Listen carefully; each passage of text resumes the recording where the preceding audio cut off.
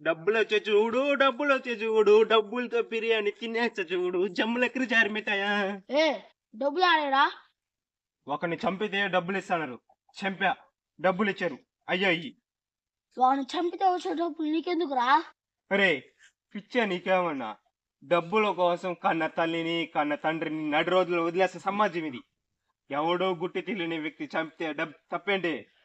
నువ్వు బయటికి పో ఇంట్లోంచి. ఎక్కడికి పోవాలా?